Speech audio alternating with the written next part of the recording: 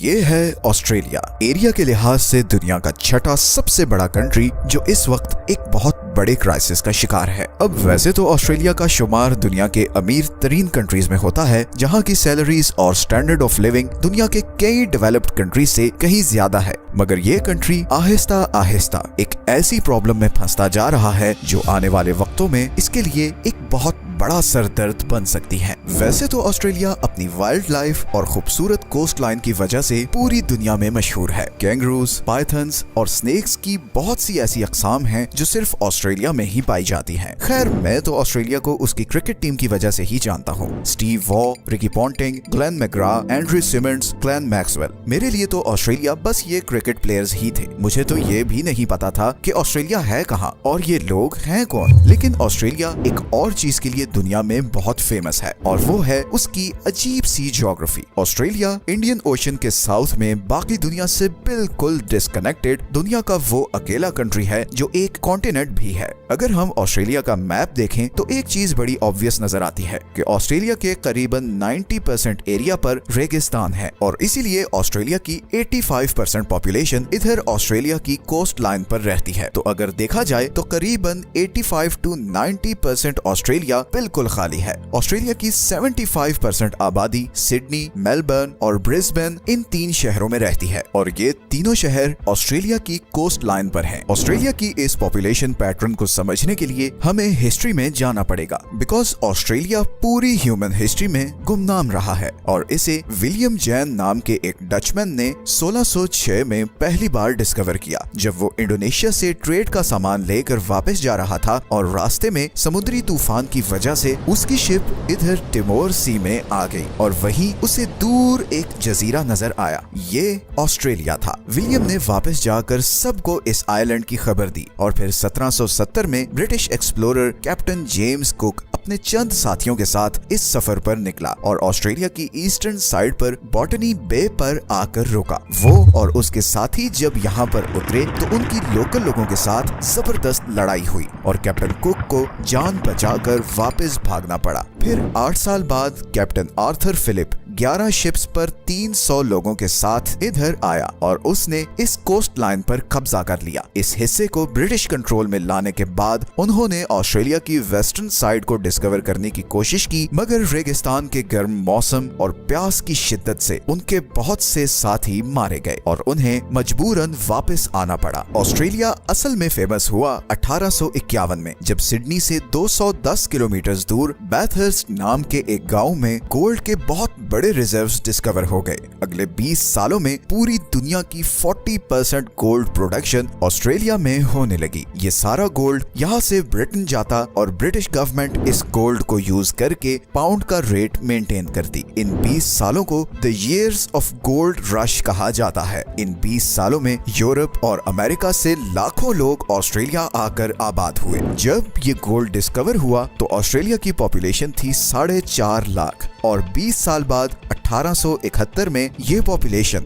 1.7 million तक पहुंच चुकी थी। 1871 से 1900 तक ऑस्ट्रेलिया इन 6 कॉलोनीज में डिवाइडेड था। फिर 1901 में ये सब कॉलोनीज इकट्ठी हुई और कॉमनवेल्थ स्टेट ऑफ ऑस्ट्रेलिया के नाम से एक कंट्री वर्ल्ड मैप पर आया और इसके बाद ऑस्ट्रेलिया की तरक्की का सफर शुरू हुआ। उस वक्त ऑस्ट्रेलिया में व्हाइट लोगों के अलावा किसी और को इमिग्रेशन नहीं दी जाती थी और अगले 60 साल तक ऐसा ही रहा। फिर फाइनली 1967 में नॉन वाइट इमिग्रेशन पॉलिसी खत्म कर दी गई और इमिग्रेशन का क्राइटेरिया स्किन कलर से हटाकर स्किल सेट कर दिया गया, जिसके बाद एशिया, मिडिल ईस्ट और पैसिफिक से हजारों लोग ऑस्ट्रेलिया में आकर आबाद होना शुरू हुए और आज की डेट तक बहुत से कल्चर्स और कंट्रीज से लोग ऑस्ट्रेलिया आकर आबाद हो रहे हैं और इसीलिए ऑस्ट्रेलिया अब एक मल्टीकल्चरल कंट्री है, जहां पर आपको हर रेस और रिलीजन के लोग मिलेंगे। आज ऑस्ट्रेलिया दुनिया का सबसे फ्रेंडलीएस्ट कंट्री है और क्वालिटी ऑफ लाइफ के लिहाज से वो दुनिया में 8th नंबर पर है और इसीलिए साउथ एशिया के बहुत से लोगों के लिए वो एक ड्रीम कंट्री भी है। मगर मगर ऑस्ट्रेलिया एक ट्रैप में फंसता जा रहा है। ऑस्ट्रेलिया पिछले कुछ सालों में दुनिया के लीस्ट अफोर्डेबल कंट्रीज की लिस्ट में टॉप पर आ चुका है। ऑस्ट्रेलिया के 3 शहर टॉप 10 अनअफोर्डेबल सिटीज की लिस्ट में आ चुके हैं। सिडनी हांगकांग के बाद दुनिया का दूसरा सबसे महंगा शहर है। ऑस्ट्रेलिया को अनअफोर्डेबल बनाने में उसकी हाउसिंग मार्केट का बहुत बड़ा रोल है। अभी तक की वीडियो देखकर तो आप यही सोच रहे होंगे कि ऑस्ट्रेलिया में इतनी ज्यादा खाली जगह है तो यहाँ पर घर लेना तो बहुत ही अफोर्डेबल होगा, मगर रियलिटी इसके बिल्कुल ऑपोजिट है। लेकिन इससे पहले मैं थोड़ा सा ऑस्ट्रेलियन मेंटालिटी के बारे में आपको बताता हूँ। वैसे तो दुनिया में आप कहीं भी हो अपना घर लेना हर इंसान की ख्वाहिश होती है, मगर ऑस्ट्रेलियंस के लिए घर एक नेशनल आइडेंटिटी है। ऑस्ट्रेलिया में घर को स्टेबिलिटी और खुशहाली की निशानी समझा जाता है। आज भी 75% ऑस्ट्रेलियंस के नजदीक अपना घर होना उनकी टॉप प्रायोरिटी और ड्रीम है, मगर ये ड्रीम अब आहिस्ता आहिस्ता डेड होता जा रहा है। एंड लेट मी एक्सप्लेन कि मैं ऐसा क्यों कह रहा हूँ। 1970 में सिडनी में एवरेज एनुअल सैलरी थी $4,200 और उस वक्त एक नॉर्मल घर की प्राइस थी अराउंड $18,700। 2024 तक ये एवरेज एनुअल सैलरी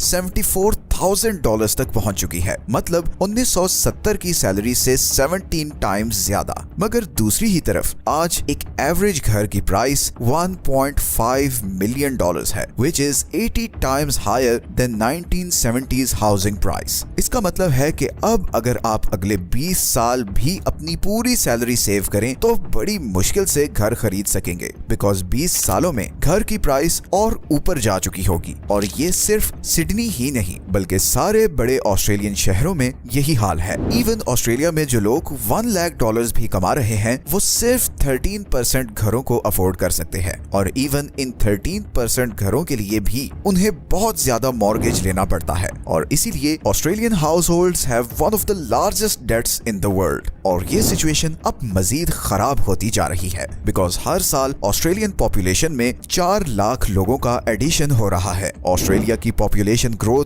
कनाडा और यूएसए से ऑलमोस्ट डबल है। इस पॉपुलेशन ग्रोथ की सबसे बड़ी वजह इमिग्रेशन है। हर साल चाइना और साउथ एशिया से हजारों लोग ऑस्ट्रेलिया आते हैं। इनमें से कुछ लोग तो सालों बाद ऑस्ट्रेलिया के नेशनल बन जाते हैं, मगर बहुत से लोग लाखों रुपए डिग्री पर खर्च करके भी नेशनैलिटी नहीं ले पाते, और वो ऑड जॉब्स करके और डिफरेंट छोटे मोटे कॉलेजेस में एडमिशन लेकर अपना वीजा एक्सटेंड करते रहते हैं, इसी उम्मीद पर कि कभी तो पॉइंट्स पूरे होंगे और उन्हें पीआर मिल जाएगी। लेकिन इतने ज्यादा इमिग्रेंट्स को अकोमोडेट करने के लिए जितने घरों की डिमांड है, सप्लाई उससे बहुत कम है। और इसी सप्लाई और डिमांड के फर्क की वजह से ऑस्ट्रेलिया में घरों की प्राइस को तो जैसे आग लगी हुई है, क्योंकि 90% ऑस्ट्रेलियंस इन्हीं 4 शहरों में रहते हैं। गो के बीच में पूरी जमीन खाली पड़ी है, मगर वो इस काबिल नहीं कि वहाँ कुछ भी उगाया जा सके या वहाँ जिंदगी गुजारी जा सके। इसीलिए इस बढ़ती हुई पॉपुलेशन के लिए बस ये 3-4 शहर ही बचते हैं। अब क्योंकि सारी जॉब्स और यूनिवर्सिटीज भी इन्हीं शहरों में हैं, तो इमिग्रेंट्स और स्टूडेंट्स भी इन्हीं शहरों में आते हैं। अब ऑस्ट्रेलिया के पास एक ऑप्शन तो ये है